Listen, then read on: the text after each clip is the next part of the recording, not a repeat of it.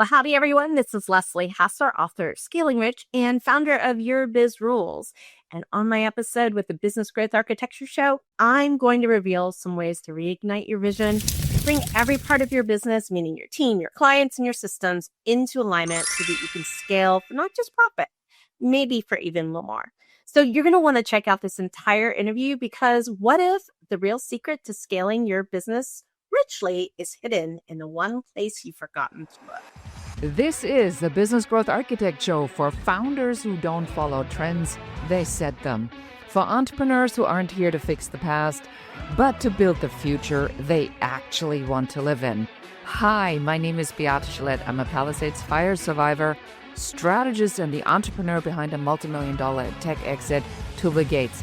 And every week, I bring you the fire, real guests, real strategy, and the real talk on how to control your mind, move fast, and create your future. This is where strategy meets energy, because your next level needs both. Let's grow.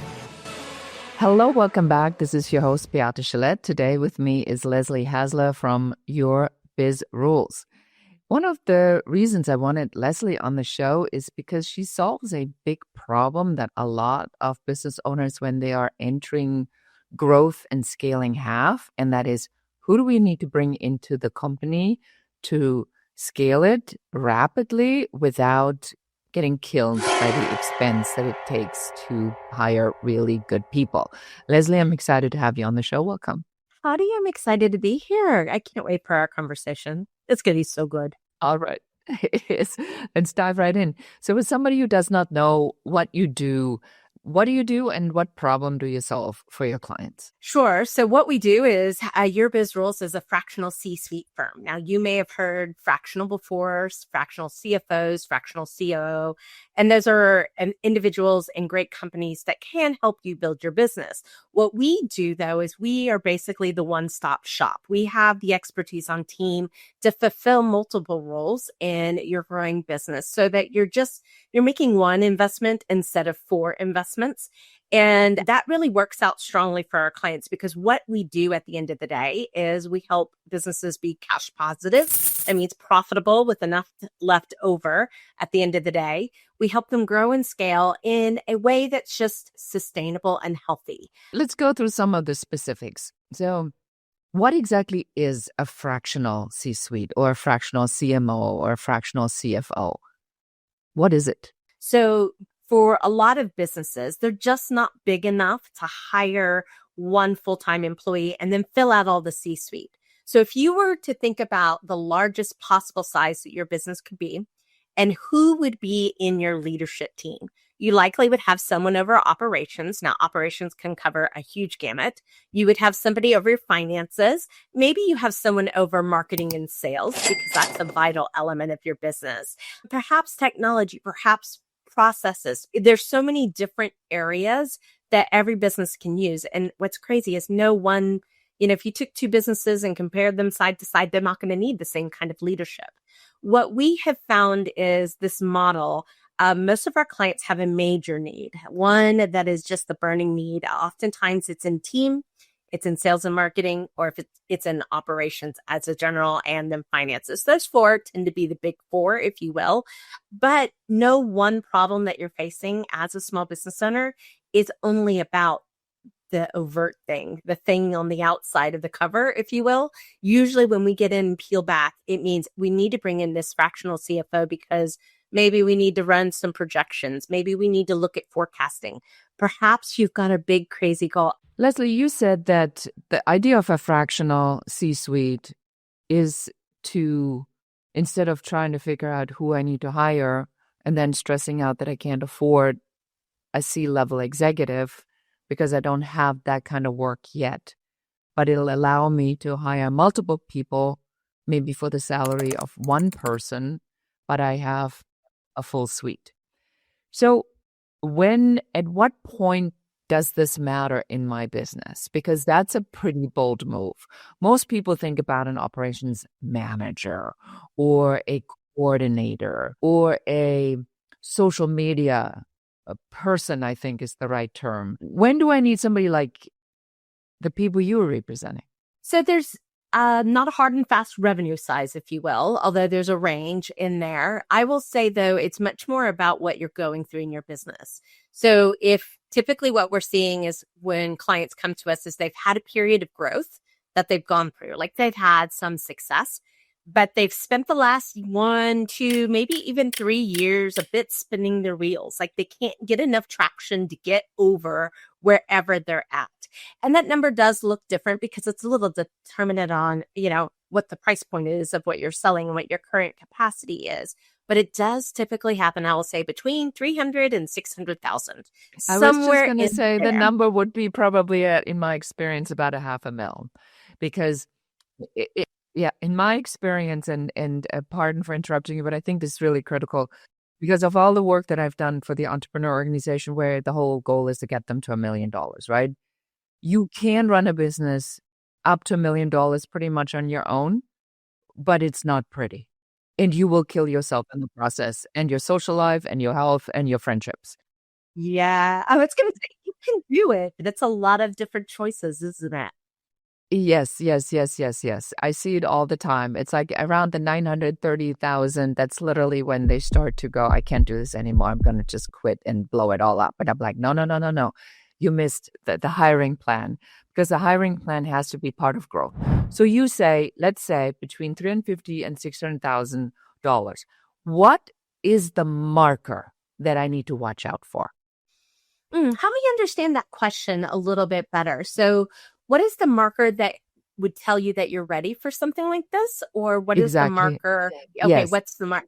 Yeah, I think it really has to do about the plateau or where you're finding, I think people get caught, I call it the between the rock and the hard spot, to where you physically go, I can't work anymore. So I can't earn anymore. But if I don't earn anymore, I can't do this other thing that I need to do. And you just constantly feel post the pillar, if you will. There's not enough time or not enough money. And I think you're right. You mentioned it when people hit 1 million or close to 1 million, if they're doing it again, this same situation, if you don't fix it, happens again right at that 7 figures. It's just an indicator.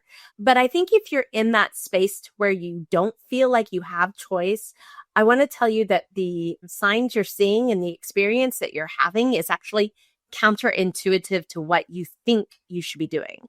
And what you think you should be doing is waiting and seeing if you can get over the hump. That's costing you more time and money and energy and motivation than you really will understand until maybe they get to nearly the 7 figures, like you said, and they're ready to blow it up. I am speaking from experience of doing that in a business. So basically exploding one business, starting this business. Now I don't regret the decision, but hindsight looking back, I go, maybe I could have done that a better way, but I didn't know what I didn't know at the time. And hopefully, if you're listening to us today, we can save you from that, because you were exactly spot on in telling the person that was at 930,000 not to blow it up. Is you've achieved so much more for where you are. If you just look at the business stats, if you're a woman business owner, I think it's only 2 to 4% ever make it into 7 figures. That's primarily to do with the type of businesses that people have, but also whether or not they're willing to ask for help. Now, if you want to look at from startup to a million, well, only about 18%, get past that first 6 figures and then are headed towards a million. So if you're already here, please don't blow it up. Please, let's just fix it. It can do so much more for you. But I will say the longer that people go at it, they're by themselves. I think we have this concept that we get this gold star to, how did you get there? I did it all by myself. Congratulations, gold star. I don't see an entrepreneurial award for that. I don't know if you've come across it yet. Oh, and I've never gone to any cemetery where it says did everything by themselves. Ah, exactly, right. I mean, And we you were know not why? put on. Because nobody's at the funeral of those people. Yeah, because there's nobody there. There's nobody to give you an ovation at the end of the day. So why is it that entrepreneurs so stubbornly feel the need to do it alone? It's very interesting to me. It's one of the things we study a lot. But to your point, it is around this 500,000 mark. If you don't fix it here, you're going to hit it really hard at nearly the 1 million mark. It is not something you can skip. You've got to fix the scalability of the business. And oftentimes that's about bringing it into alignment with who you are and who the business is today. Talk to me about the psychological state of mind somebody comes to you at. So I'm estimating that there's a part of them that's completely exhausted, a part of them that is incredibly excited, and a part of them that is so overwhelmed they don't even know where to start. Yeah, and the words I was thinking of is frustrated to the point of anger. And maybe not quite to anger, but man, they're a grumbly person. But there is that hope, like you said, excitement. There still is hope. And there's a belief that this can do something, that you've started something, that you're building something valuable and has impact and can create legacy. I think if we don't have that pull in our bellies that pulls us forward and keeps us going, it's actually really hard to be an entrepreneur in today's market, in today's economy. You just don't have enough to keep the engines firing on all cylinders.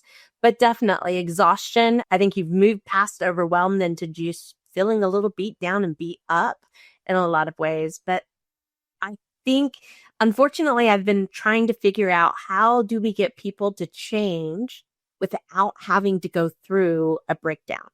Like, how do you get a breakthrough without a breakdown? I think this might be my subtle life's work here of trying to encourage people not to let the slide get so deep, to take action sooner, to take steps forward, even however imperfect, now.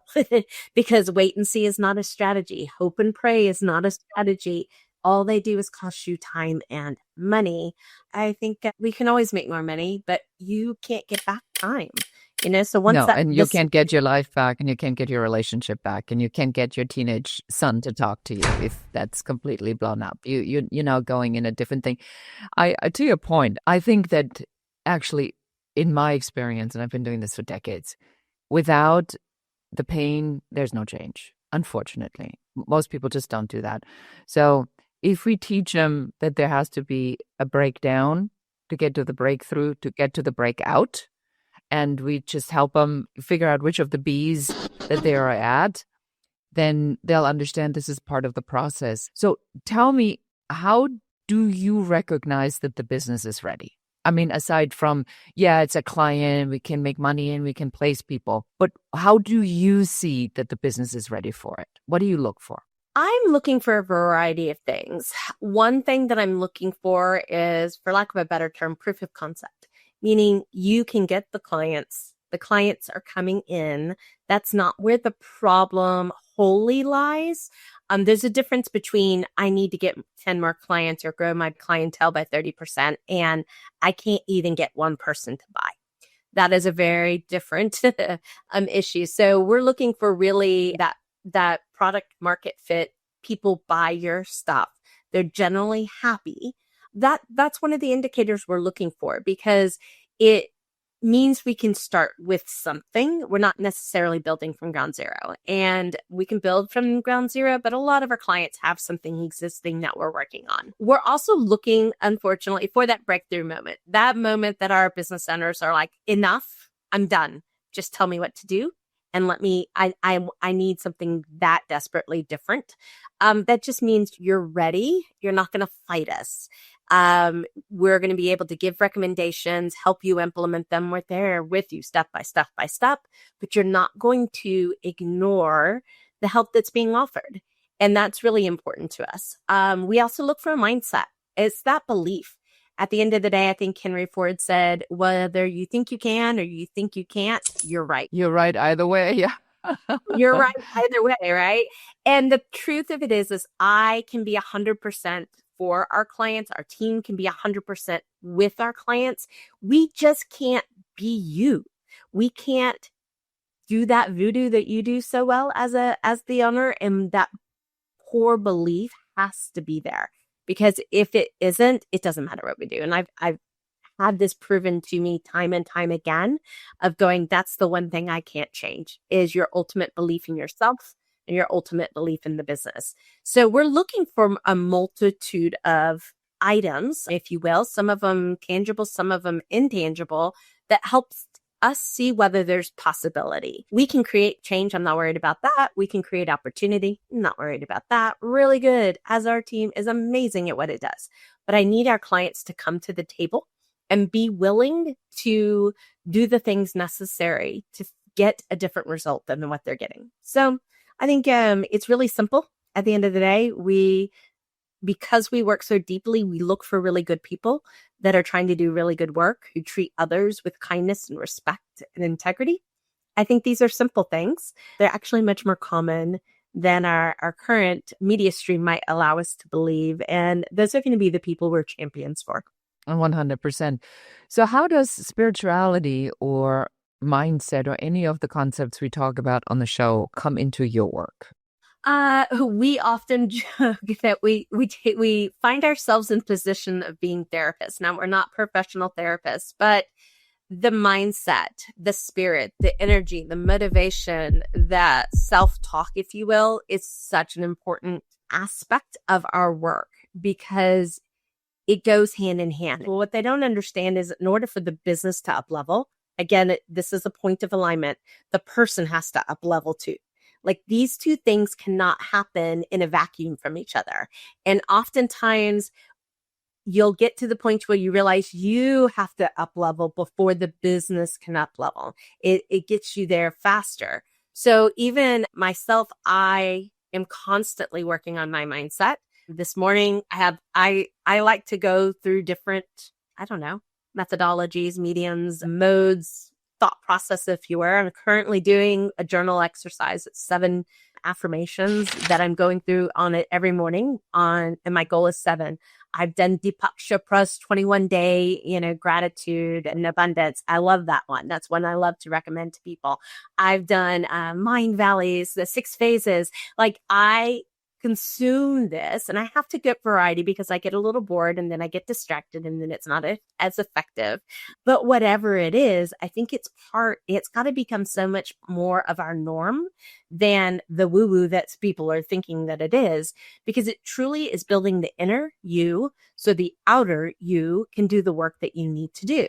And there's so much of an onslaught of negativity, of fear and hate and just all the basis of what's not great about humanity that's coming to our doorstep. It's coming to our phones. It comes to our inboxes. It comes to our podcasts. That if you don't defend against it, if you don't build up your own mental muscle, then you will become subject to it day in and day out. We started this podcast talking about just how people are bringing this into their business. And the thing I thought in my brain is, or you can wake up from the matrix. You can stop participating in the circus, if you will, and be somebody that owns your person, owns your mind more than other people do. That's why I think it's so crucial to be always working on your mindset. And we have people that come to us that have never, ever, ever, ever, ever. Like I start talking about gratitude and they're like, what do you want me to do? And then we have people where it is an active practice and it is a journey. I want to tell people that it's a journey. I happen to be kinetic. I happen to be visual. I don't do well at closing my eyes and sitting still. All those things we thought meditation and mindset was growing up, I'm over 50. So growing up in the last 50 years, it's none of that. It can be whatever you need it to be. That's why I love doing Deepak Chopra when I go for a walk, because I like that kinetic part. I like the activeness of my brain. That doesn't mean that I can't go somewhere in my mind at the same time. So I know I feel like I had a soapbox moment for just a second. No. You're exactly where I actually hoped you were going to go there, because this is why I love the concept of the show so much, is that we can talk about very tactical, practical things. We talked about strategies to grow. We talked about markers on the road. That's very clear. It's like if you're making $350,000 to $650,000, you don't have another person in your business that has C-level expertise in any area. You are heading toward trouble. That's very clear, very strategic, very, very, very straightforward. But then the part comes, what you said, at every level, you have to up level. And I think that's the part that most people miss in the business. what got you here will not get you there. And we've heard this a million times, and you don't know what it means until you are there. And news for you, it never ends, ever. Because then you're never there. What happens is you leave the matrix more and more behind because you realize this is the same stuff over and over and over again. Or whether it's this president or that president, or it's far on the left or far on the right. Most people really would love to be in the middle, and they would love to have a conversation about contribution and receiving and gratitude and connection and community. We see this when catastrophes are happening. It's always the community that brings people together. So that you talk about this on this level and say you need to be cognizant of that is incredibly powerful, I think, for the show to look at. So it wasn't even a big soapbox. That was maybe just like an inch of a step. An inch of a step. Well, and I was laughing because I remember in my first business, this is my second business, I was working with a coach, and I went in there and I was like, when exactly do I get to stop working on me? I'm so tired of working on me. Why don't everybody else out there, why aren't they working on themselves? Why is it me? And he was like, you want to keep growing? And I was like, well, yeah. And he goes, yeah, you're going to work on you. And I was like, I don't like you right now. Yeah, that was, you're absolutely right. And then the second part, you said that meditation or spiritual work, and again, this is one of the reasons I made this show so heavily about this, is it's not one thing. It is many different things. I was just at a conference and people are doing now visual experiences that mimic a psychedelic experience without the psychedelics, which is definitely a company I want to invest in, because I think that's where that's where we're going, understanding on how our brain works and how we have more control over what we think. And the outside media is designed to distract you from your clean thought process that will allow you to create anything you want. Because if you're distracted with creating what somebody else wants because they're controlling your mind, you'll always be somewhere else other than here. So let's go back to what you do. So you talk about sustainable growth. What exactly is that? Sustainable growth is growth that won't kill you in the process. It won't grow you out of business. Now, that's not to mean that I don't believe in exponential growth. I wholeheartedly believe in rapid exponential growth. But what I don't believe in is it done in such a way that it burns through every resource, including yourself. Now, there's different scales. There's different scales of thought. When you go out there, there's a concept called blitzscaling, which is basically burn through as much money as you possibly can to get big enough to where you have critical mass. And while you're there, beat everybody to the punch. Now, that is the methodology that has made a lot of billionaires in the world. That's what our VC, our PEs are all focused in. The unicorn concept. Throw everything at it. Right? Throw everything at it. Well, that's out of the reach of, I don't know, 90% of our small business I think it's owners. more like 99%. Probably. I think that the unicorns are falling. There are not that many unicorns. Well, they burn up and die really fast, right? It's like a star that burns too bright, too fast, and it burns itself out. That is unsustainable, unhealthy growth in my vantage point, because it's not respecting the people. It's not respecting the resources. Now, on our other edge, our other spectrum is an old concept, an old paradigm that basically said good growth, excellent growth is growing 14.4% year over year, so that in 5 years you double. Well, that's antiquated, because actually the momentum that is in our marketplace, that sounds very Lee Iacocca, if you know what I mean. It's very antiquated, right? But I see people at either side of the spectrum is either going crazy, let me burn through everything I can and hopefully I'll make it there. And then the others that are saying 14.4. Now, here's the reality. Any growth is good growth. I'm not going to knock that. But what I am going to say is you might be losing out on your potential. And we had a client come to us a couple of years ago where they were clipping good, 10, 12%, that type of growth. And when we were working with them and work asked what their goals were, it really wasn't even about more money or bigger business. It was truly about better work-life balance, a better quality of life. I said, great, but what size business do you need in order to make that fiscally possible? And they just didn't know. So we're like, okay, let's play the game. Let's figure this out. Turns out we within 1 year, we did about 54% growth. I think that's the new average. Growing 50% growth year over year is definitely doable at a healthy rate that produces cash that you actually see, that allows you to do the things. Maybe it's systems, maybe it's process, maybe it's team, and make those investments, which really start to invest in the next level of growth. You do this compounding year over year. And what you're effectively doing, and this is the way I think of it in my own business, the moves that I'm making this year aren't about my business this year. They're about my business in 2 years. They're about my business in 4 years. The business decisions that I'm making are not based on the size of my business today. They're based on the $10 million business I have in my brain. So it gets you thinking further out with bigger possibility. And when you do that, I think timelines collapse. And I think that's the power we have in today's market. Everything's moving so much faster than it ever was before. I challenge you to find one person who won't say that about something in life. But why can't we harness it? That's really what a healthy growth, a sustainable growth looks like, is how do we not just do it this year, but how do we do it in a way that succeeds year after year after year without burning through our resources?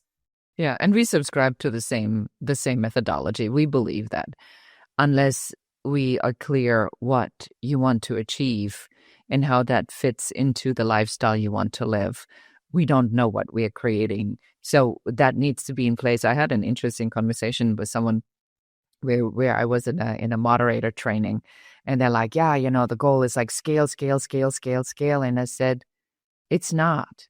I said, I said, it is one of the goals. I work with a lot of women, and about 50% of my clients are women.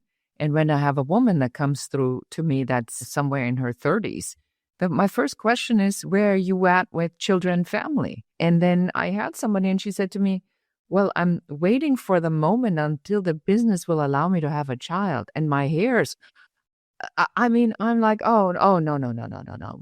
That's not the way this works. We now need to figure out what you want and what needs to happen for this to happen. Because if you're not having children, or you're postponing and potentially risking your entire fulfillment of your life based upon the notion that your business has to do something, we're really off the rails already. So how do you work with a client to figure out sort of this unique desire, which you already hinted on? Is there a process that you do? Maybe we can give our audience a tip or two to say, how do I put myself in the center of this? How do I figure out what I want and then create the business model around that? Yeah, we do have a process. And I will say, especially with new clients, the first thing we ask them to do is a series of visioning exercises of dreaming again, if you will. And what we'll find is we'll either uncover that dream. And I was thinking in your story, this is what people do all the time, is they put the dream on hold for some magical signals that now's the time. And we want to flip-flop it. We want to flip-flop it to understand that you can actualize the dream sooner than you think. And it's about bringing the business into alignment with the dream, not the dream into alignment with the business, because it's almost then their competing commitments.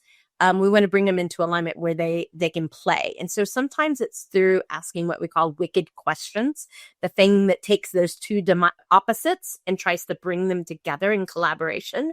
And other times we see people that have, I won't say lost the ability to dream, but have